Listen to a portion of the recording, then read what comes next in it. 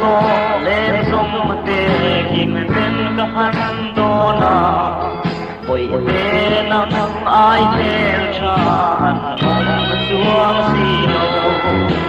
cả lên rua du tê pon e là chan ti tê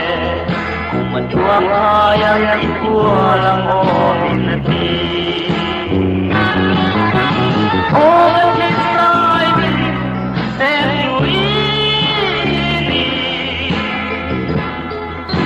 Kalumlay di mandubel ibiya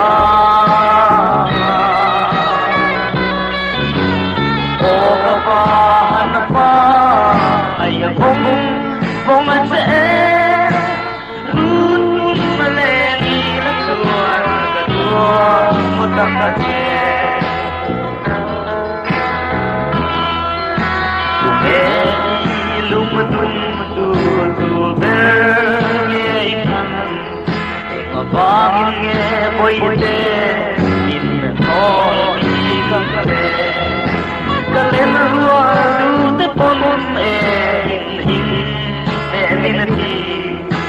itun le sua te pon mini ai galo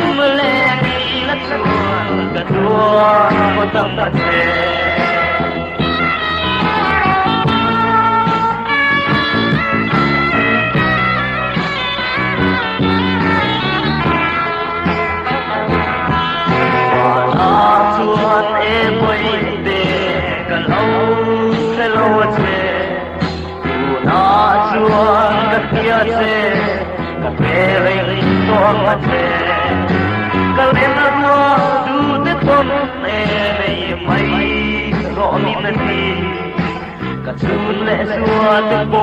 an limye